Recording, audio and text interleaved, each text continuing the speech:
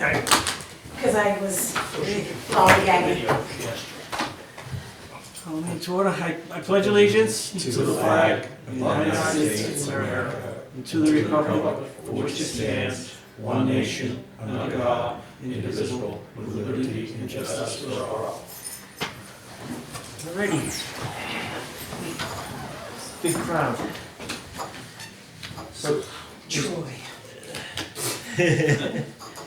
So we're missing Leon, who's out of town for VFW, and Shane's on an emergency cleanup project, so. So there won't be able to make any decisions tonight on any of the action items on the agenda. However, there's people, department heads are here to give updates. I have some updates to give, and also presenting the land use permits and stuff as well. So, we can start with department head updates if you're ready. Alrighty. Tim Billiter. Tim. Well, we thought we'd get a jump on things, and we cleaned the intake out, and now it's rained for the last 10 days straight, so hopefully it wasn't, we can always do it again, but I was hoping we wouldn't have to do it till fall, but we did get that done. Meters are all read and repaired and billed. I have a couple more repairs, but yeah. Yeah. And then people are starting to come back home, so we're turning a bunch of water on, and we're gonna be working on flushing fire hydrants. We already started out east, and we're working our way back into town. That's about it. Thanks, Tim. Tim? Spring cleanup's pretty well done. We've been between that when it's raining, we've been steam cleaning and undercoating the trucks for the winter usage. We're getting ready to hopefully get going on some dirt projects. Probably what the next selectmen's meeting we come to, we'll discuss hauling the winter sand ourselves, if we want to put that out to bid, or if it's feasible enough for us to do so with our own trucks. So the sign coming into town now, is that the construction for Main Street? They put on Corrigan Hill today? Is it one of them light up ones? Yeah, it says the It's 15th. probably Pike's supposed to be paving in the next 2 weeks. It says the 15th, they said we're gonna be overnight work here, starting the That'll 15th. be Pike Industries. So you guys don't coordinate at all with them, it's, you guys know, That's just the travel lanes of Main Street, it's nothing to do with us. nothing at all with you guys on this.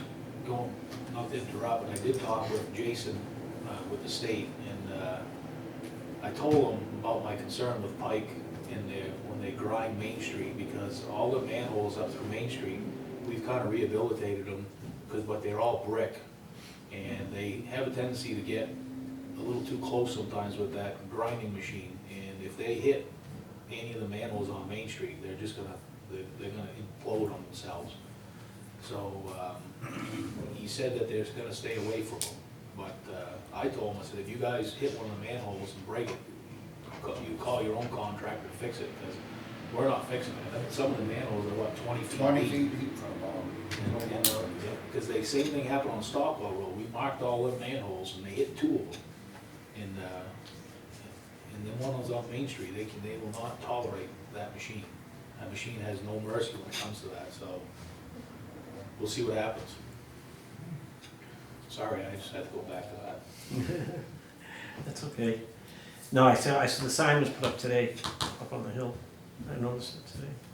I was coming back from the state house. Thanks. Was that it, Tim? Yes, Okay. Robin? Sorry to interrupt. that's all right.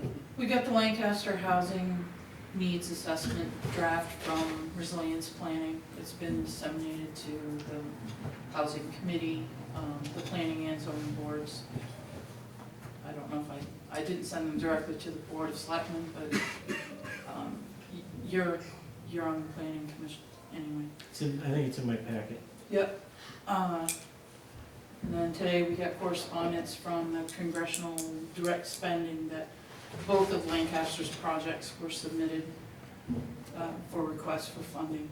In the amounts that I had asked, $3 million for the tank and $2.5 million for Summer Street. It'd be nice if we had it. Yeah. At least one of them. At least the tank. You want Summer Street, I want the tank. Was that it, Robin? Yeah, that's it. Thank you. Rusty? Everything's kind of full speed ahead. Spring's here, a lot of people rolling in with cleanup, brush, things that they could do over the winter. We've been working on cleaning out fence lines so we can do repairs to fence. The fire department came down, bird force, which was great because it opened all the things up so we could get in there and do that work. Hopefully we'll have the fence repaired maybe the next 2 weeks. That's my plan anyway. Other than that, we're just continuing to clean up around there and just operate.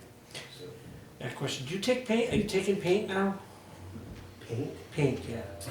we are, so we became a short time ago what they call a small waste generator. I think that's what it's called. Yeah. Isn't that right? Yeah. And that, that enables us to hold a small quantity of oil-based paints. That is really all we would hold until household hazardous waste day. So latex. And the reason we did that is there are some people that, due to moving or whatever, just timing doesn't work for them to try to hold it. So if it's that, you know, latex, there's other easier ways to handle it. We don't have to deal with, people can do on their own. But anything that would be considered like a rattle can that's not empty, they can bring that, we can hold it. Or anything that's oil-based stain or paint, we can now hold in small quantities. I can't take a lot of it, but if it's an emergency, somebody is moving out of the area, for instance, they sell a house, they have 10 cans of it, I can take it. In the past, I could not. So it's just something we had to get a certification for, which we've done. So Okay. we can do that now. It's like a tin cans. That's like, I actually I got it in my shed at my camp, because it was winter, and I just put it away, because I know that they would only take it at a certain time of the year. yeah, historically, it was just for that hazardous household waste day. You would hold it, you know, everybody in town would hold it, and then they would go in that one day and Right. get rid of it. We had a company that came in and did that, but this enables us to hold it for somebody who is just, they're moving out of the area, maybe they sold a house or paint desk, get rid of whatever. In those cases, we can take it, so. Okay. Did I answer my own personal question? That's it, Rusty? Yep. Okay. Any questions, Troy? No. Okay. Did you want Rob to update on the airport? No. I'll skip it. We'll skip it till everybody's here. So, We'll wait, Troy said we'll wait until the whole board's here, so they can hear the update on the airport, if that's okay. Okay, just, the only thing that went on is, we got to hire a consulting engineer, so we were interviewing engineers. You can't spend government money without a consulting engineer. If it's federal, so that's basically what's going on there. Thanks, Rob. before we jump ahead, the community power, they're not coming tonight, they were on the agenda. I'm going to follow up with them for some upcoming dates of select board meetings, and they'll be coming at a future date. I have a lot of questions with that. That's my committee in the State House. We passed the bill to enable the community power last year. It was House Bill 359, and a few towns are doing it. The problem is, if we go in it, we're locked into a rate. So I just want everyone, and I'll do this when they come, because like right now, we can go out and competitively look. Like I did before I knew the rates were going up last year, I bought my power at 13.5 cents and got it locked in for 28 months. When you have a community power, you're stuck with it. And there's been states in different towns that these community power things don't work, and then these people get stuck on default rates. And then your electric goes way up. So there's a lot of caution flags with this. We gotta look at it closely. I think if it does work in some of the towns, I think we should wait a year. That's just me throwing it out, because this is what I do every day. I was in there today, I did Senate Bill 54 today on purchase power agreements. So it's I've been working on this stuff for 8 years. It's a very complex thing. So the community power is not all that it seems to be.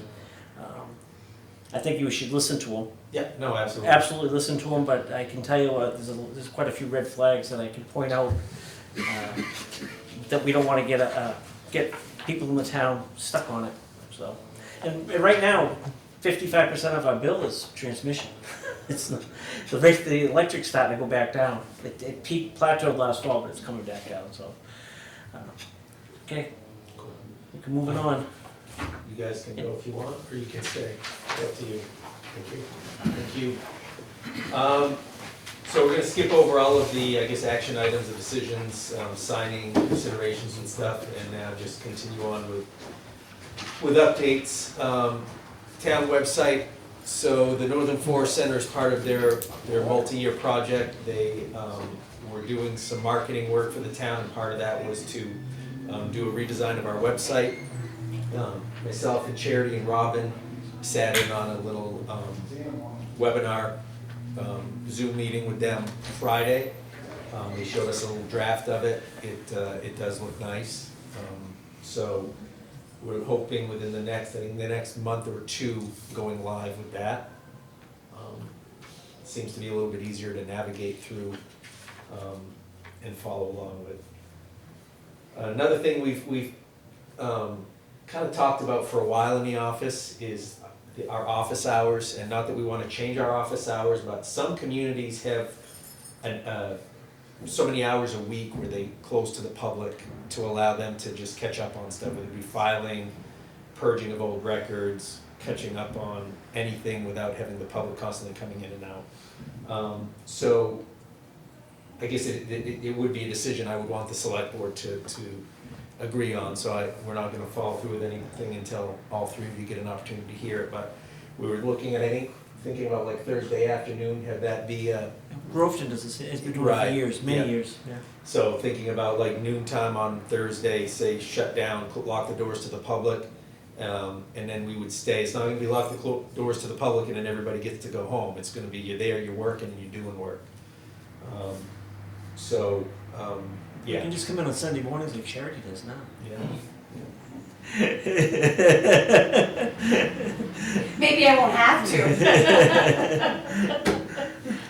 So that's something that we'll be talking about in the future.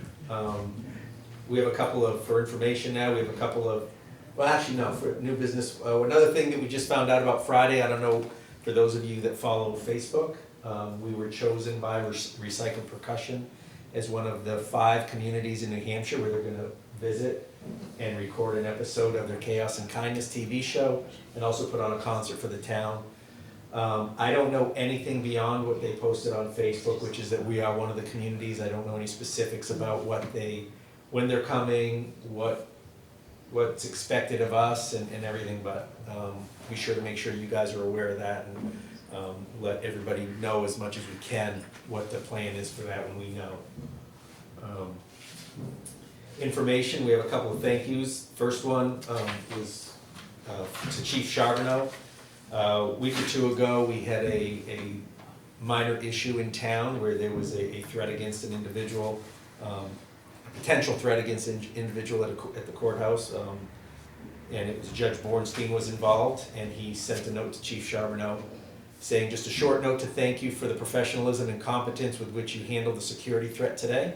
You coordinated the response to the threat exceptionally well, protecting Linda, his wife, and myself, and allaying our concerns, the court staff, and the public. Please convey my thanks to the many law enforcement professionals at the local, county, and state levels who responded to the situation. Best wishes, Peter Bornstein. So that was very nice. Chief Charbonneau did a tremendous job ensuring the judge and his wife's safety, and then also following up and coordinating at the courthouse. Everything was dealt with in a safe way. Nobody was injured. We also just today got another thank you from the fire department, from an individual that we did a interfacility transfers for. It says on March 25th, 2023, I had to be transported to Dartmouth Medical Center. The ambulance from Lancaster was called and transported me. It was a nasty, snowy night, and I am forever grateful for the 2 individuals, I don't know their names, who were called to duty that night. Very caring, delight, and pleasant. Thank you, Lancaster Ambulance, Bruce Bushy. They're at home recovering now. So, again, I'd like to share that with you guys so you see that stuff. In your packet is the road stream crossing workshops. I got an email last week from an individual from Trout Unlimited. In the fall, they want to do some road stream crossing infrastructure workshops, and they want to coordinate something in Lancaster, probably around October, November, and anybody, and the public will be invited, our boards, including the select board, will be encouraged to attend, and then it'll also include Whitefield and Groveton in that as well. But there'll be more information on that as soon as I know more, but just so you have that email, you understand what that is. We received a letter concerning, which one is this? Dredge and fill permit for David Hill, Yep. just saying that they received his permit application at DES on April 11th. And then we got a groundwater management permit renewal application. It's actually our request for a permit renewal application for the Canton property, which is the Welcome Center property, for groundwater monitoring. So that application is in the town office for people that want to review that. And then we just have some land use permits, starting off with Dana and Alyssa Brundle, to place to construct a stick-built 12 by 18 by 18 addition to their mobile home on 85th 3rd Street, which is the Page Hill Mobile Home Cooperative. Another permit request for Leah Hart and Tristan Williams, 150 Pleasant Valley Road, to install a rooftop solar array. Suzanne Gates Olson, 77 Prospect Street, is having her house recited. Old siding removed, vinyl siding replaced with that, replaced with vinyl siding. Zena Schmidt, 260 North Road, construct a stick-built 20-foot by 24-foot shed on a concrete slab. Meets all setbacks. Paul and Jill Martin, 131 Pleasant Valley Road, construct it's a renewal from a previous permit to continue to construct a stick-built 24 by 36 2-bedroom, 1.5 bathroom home, meeting all the setbacks on 131 Pleasant Valley Road. And then last is a sign permit for Andy Netto, Hilldale Farm, just a small 16 square foot sign just saying Hilldale Farm, meeting all the requirements and setbacks. And that's all I have. As exciting as it was. Now cue the Seinfeld music. Is there anything from the public? Yep. Wow. I just have to report that the Connecticut River Conservancy had a workshop/meeting down in Littleton last week. The Conservancy is different from the Joint Commission, which is what you send me to represent the Conservancy. I guess the big difference is the Conservancy has some money. They're a not-for-profit deal. And they've done a lot of work below Hanover, but they're now shifting their focus.